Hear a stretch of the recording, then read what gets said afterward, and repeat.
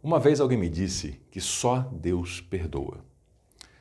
Outra pessoa me disse em outra ocasião que a gente perdoa, mas não esquece.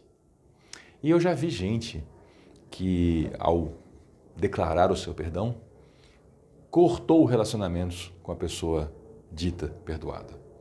Afinal de contas, o que é esse tal de perdão? O que é arrependimento? E o que é, afinal, o tal do pecado? O que isso significa? Olá, eu sou o Carlos e aqui eu respondo suas perguntas sobre a Bíblia. Algumas pessoas me encaminharam alguns temas, algumas ideias, algumas frases e até algumas perguntas e eu fui coletando isso para a gente hoje poder tratar um pouquinho desse tema. Aliás, se você tem perguntas, dúvidas, ideias, escreva, faça seus comentários que eu vou coletando esse material e no momento oportuno eu junto tudo para trabalhar isso num vídeo. Pois então, lá no Antigo Testamento surge, então a gente lê em algum lugar pela primeira vez a palavra pecado. E a palavra que está lá, em hebraico, que foi traduzida para o português como pecado, ela significa errar o alvo. Quando um arqueiro atira na guerra, na caça, no treinamento, se a flecha não atinge o alvo, tem uma palavra para errar o alvo. Né? Nós usamos várias, errar o alvo. Em hebraico tem uma palavra. Essa palavra é a mesma que a Bíblia usa para pecados.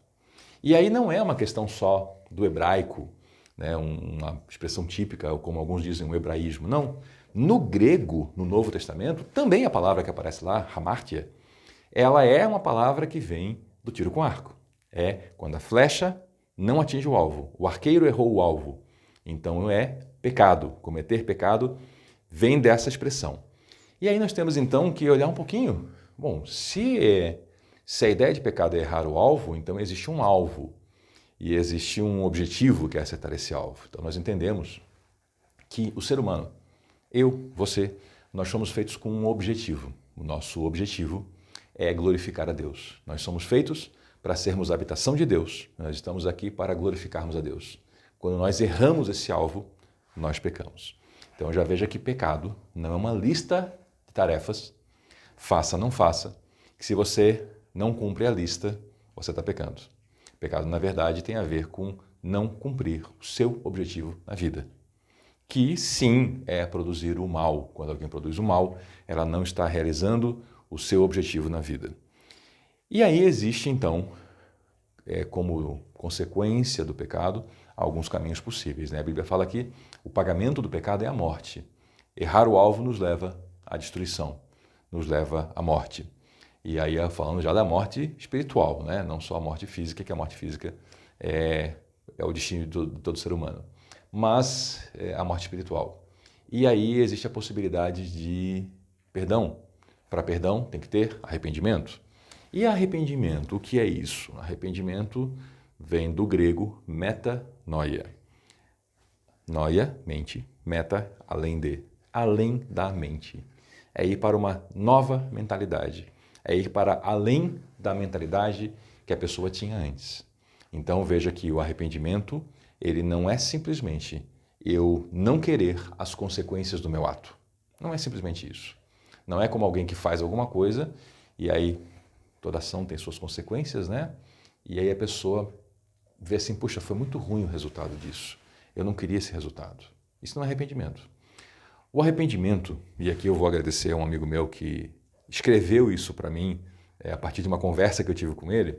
O arrependimento é quando a gente tem uma repulsa pelo mal que a gente produz. A gente faz uma coisa má e aí a gente, quando olha para aquilo, tem uma repulsa, independente das consequências. Pode ser até uma coisa que não teve consequências, pode ser uma maldade que circulou pela mente, pelo coração. Pode ser uma maldade que não produziu o seu efeito, porque alguém interviu, porque Deus interviu. Mas a pessoa olha para aquilo e tem repulsa pela sua própria má ação e não quer mais aquilo. Aí nós estamos falando já numa nova mente, nós estamos falando já num arrependimento. Então, temos aí.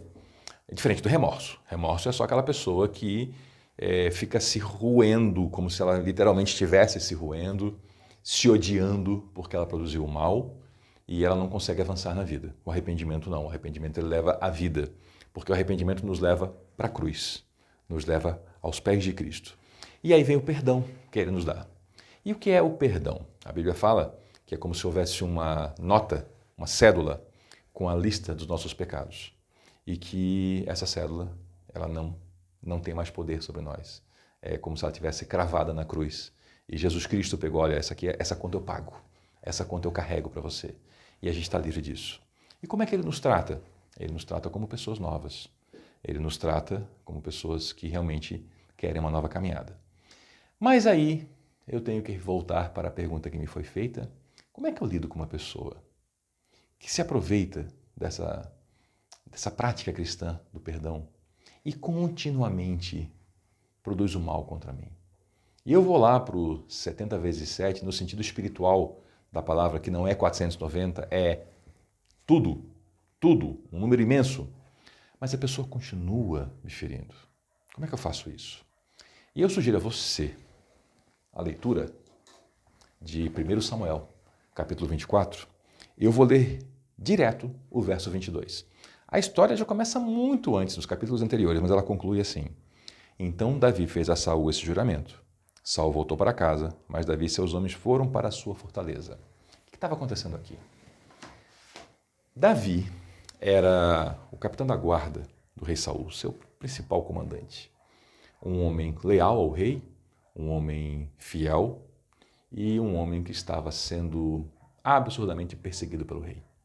O rei entendeu da sua própria cabeça que Davi era um perigo para ele, porque era um grande guerreiro, e resolveu matar Davi. Pura traição assim, o rei resolveu matar o seu principal comandante, o seu grande aliado, porque ficou com inveja dele, com medo dele.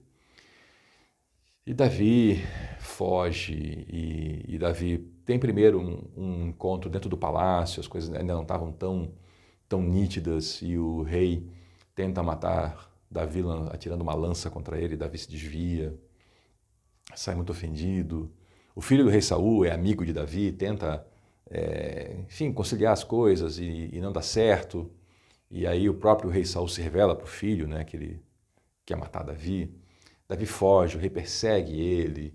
E aí tem 2 episódios onde Davi podia matar o rei Saul e se livrar do problema. E ele fala, não, eu não vou fazer isso, está errado. O que ele está fazendo está errado, mas eu não vou errar mais ainda do que ele, eu não vou cometer assassinato. Deus vai cuidar de mim e eu não vou fazer o mal, né? E aí num episódio desses, Saul se dá conta, sabe? Não só em um episódio, em mais de um episódio, ele se dá conta, poxa, Davi é inocente, Davi podia ter me matado. E aí ele vai lá e fala palavras de arrependimento para Davi. Só que ele volta a perseguir Davi.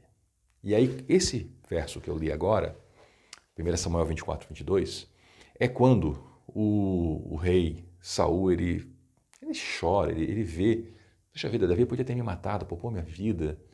E Davi, volta para casa, Davi, vamos deixar isso tudo para trás, né? Aquela coisa de se reconciliar. E aí Saul entende, né, que Davi vai ser um rei ainda. E aí pede um juramento dele, um juramento de fidelidade, de lealdade aos descendentes de Saul. Davi faz esse juramento de que ele mesmo não vai matar o rei, que ele não vai agir contra os descendentes do rei. Aí as palavras literais de Saul, né? Jure-me pelo Senhor que quando isso acontecer, que é quando Davi for rei, você não eliminará minha família, nem destruirá meus descendentes. E aí Davi faz o juramento. Só que aí, olha só o que acontece. Saul volta para sua casa. Davi não volta junto. Davi perdoa Saul. Faz um juramento de que não vai maltratar os descendentes dele, mas toma outro rumo e vai para a sua fortaleza, o seu local de proteção. Davi se protege contra Saul.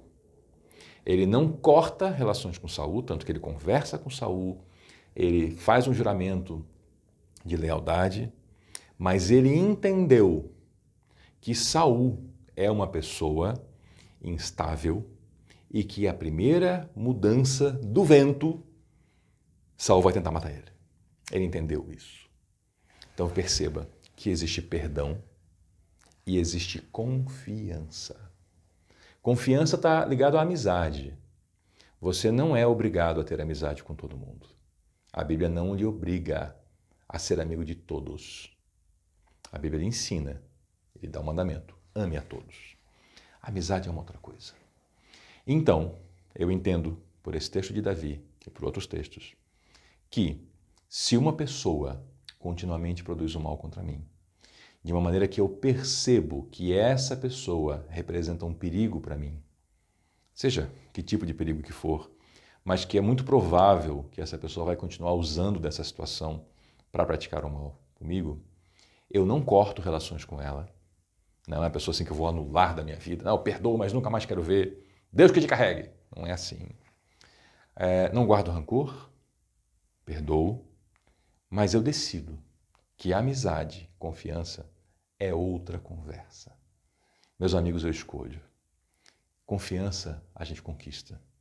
E aí tem pessoas da minha vida que eu mantenho contato com essas pessoas.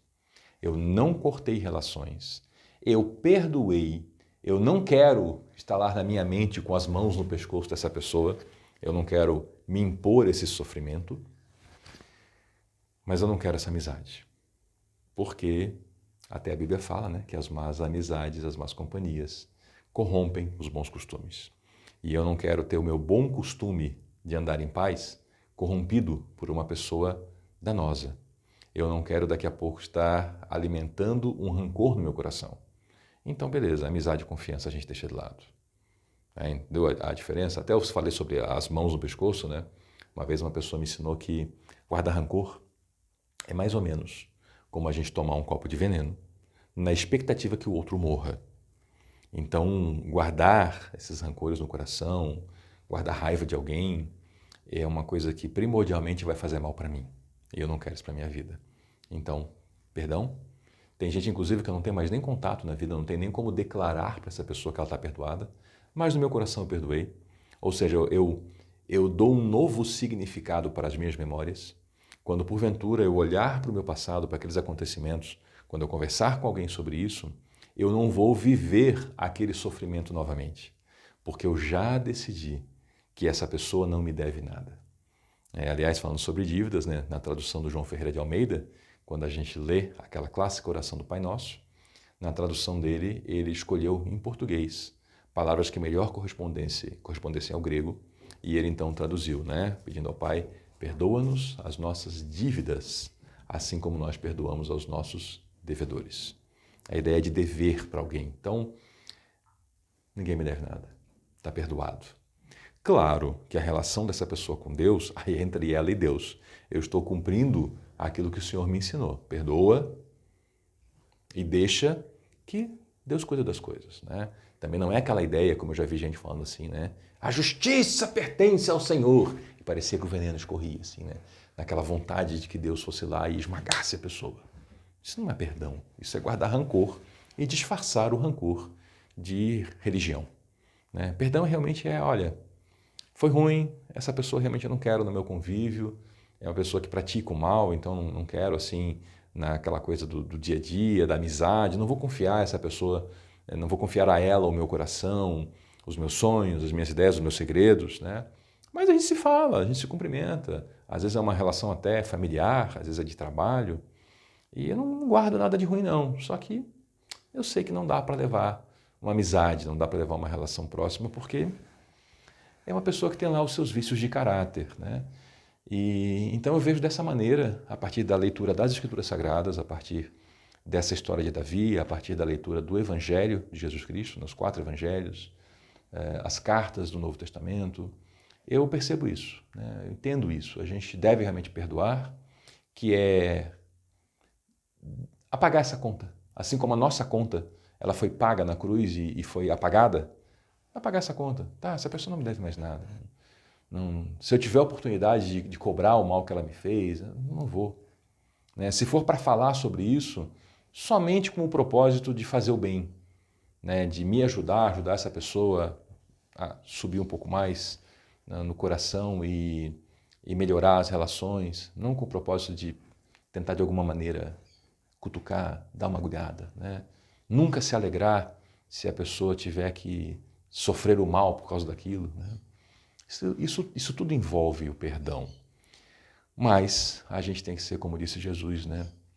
A gente tem que ser simples como as pombas, mas prudente como as serpentes. Veja que o que ele fala da serpente é a prudência, tá? Então é a prudência que a gente deve ter. E a gente não deve estar aí utilizando os nossos recursos de vida, a nossa paz, os nossos sonhos, o nosso coração, o nosso tempo, com gente que a gente sabe que é perigosa. Então, com gente perigosa, a gente age com prudência. Repito, não é cortar a pessoa da nossa vida, porque não é perdão, né? Não, eu te perdoo, mas não quero nunca mais te ver. Eu te perdoo, mas Deus que te carregue, some da minha vida, né? Aí não é perdão. Aí é religião só, religiosidade, né? Eu uso essa palavra religiosidade como aquele aspecto negativo da religião, aquele aspecto só de aparências, né? Então eu espero com isso lhe ajudar a entender um pouco mais da perspectiva bíblica sobre o perdão, sobre o seu perdão que você recebe de Deus, ainda que hoje eu tenha focado muito mais no perdoar, e também espero que eu tenha ajudado a entender um pouco mais sobre como é que a gente lida com aquela pessoa que a gente sabe que ela vai aprontar de novo. E talvez até mesmo esteja usando o fato de a gente ser pessoas que seguem a Bíblia para dizer assim, aquele lá é um bobo. Eu vou aprontar o que eu quiser porque ele é obrigado a perdoar. Perdoar sim. Confiar, aí temos um outro assunto. Ter amizade é um outro assunto. E perdoar sim, mas se for necessário, cortar um vínculo de confiança para autopreservação também sim, né, para que com tudo isso a gente não provoque mais dano e a gente com isso glorifique a Deus. Hoje foi um Pergunte ao Carlos um pouco diferente. Se ficou dúvida, por favor, pergunte, bote seus comentários aqui, eu volto aqui e ajudo. Se for necessário, faço outro vídeo. Se for coisa mais curtinha, eu boto lá no comentário mesmo.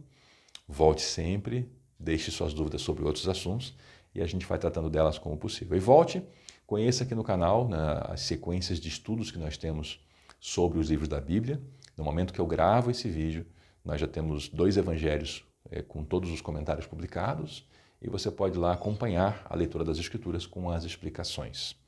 Muito obrigado por nos acompanhar até aqui. Eu sou o Carlos e aqui eu respondo, ou pelo menos eu tento, responder as suas perguntas sobre a Bíblia. Até a próxima.